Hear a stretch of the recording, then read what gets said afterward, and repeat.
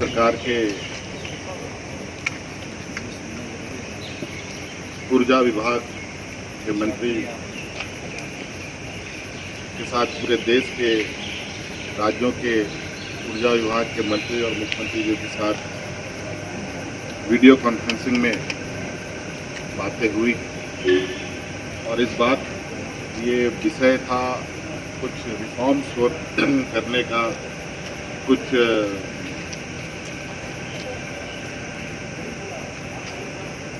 केंद्र सरकार की अपनी एक विचार थी कि किस तरीके से विद्युतीकरण का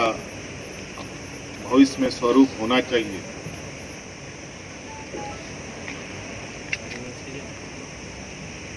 विद्युतीकरण का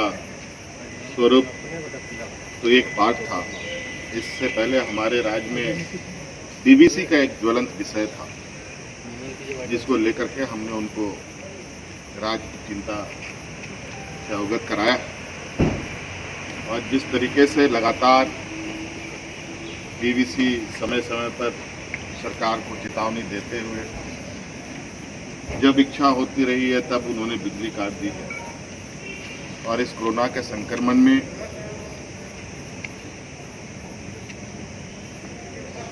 ऊर्जा मंत्री के आश्वासन के बावजूद राज्य में बिजली काटे गए डीवीसी के द्वारा। ये हमने अवगत कराया है उनको और बिल्कुल स्पष्ट है, अगर इस तरीके के व्यवहार से अगर डीवीसी भविष्य में बाज नहीं आती तो केंद्र सरकार, राज्य सरकार भी निश्चित रूप से इस विषय पर एक कड़ा निर्णय ले सकती है और नए विद्युतीकरण की नीति को लेकर हमने स्पष्ट अपनी विरोध जता दी है। जो केंद्र सरकार नए स्वरूप बनाने का चेष्टा कर रही है, उस स्वरूप को देखने के बाद प्रथम दृष्टया में मुझे ऐसा प्रतीत हुआ है कि मुझे लगता है कि उस नए विद्युतीकरण के स्वरूप से राज्य सरकार जो गैर बीजेपी शासित राज्य हैं उनको अस्थिर करने का एक षड्यंत्र के रूप में देखा जा सकता है, क्योंकि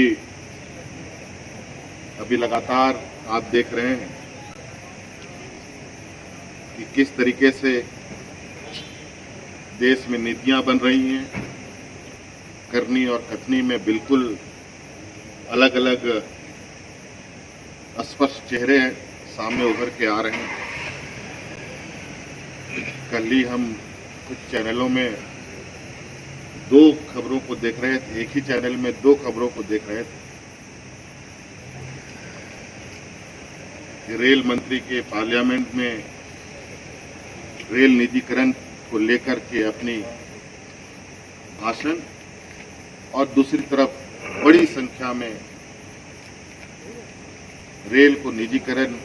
करने की कार्यक्रम की शुरुआत। तो इस वजह से देश में बन रहे नीतियों पर बहुत ध्यान से चिंतन के साथ देखने की आवश्यकता है। कहीं उन नियमों से देश का ये फेडरल स्ट्रक्चर ढहाने की कोई कोशिश तो नहीं हो रही, या फिर इस देश की जो फेडरल सिस्टम है उस सिस्टम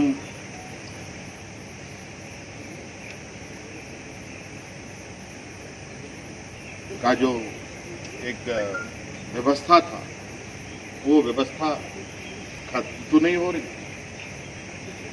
ऐसे कई चीजें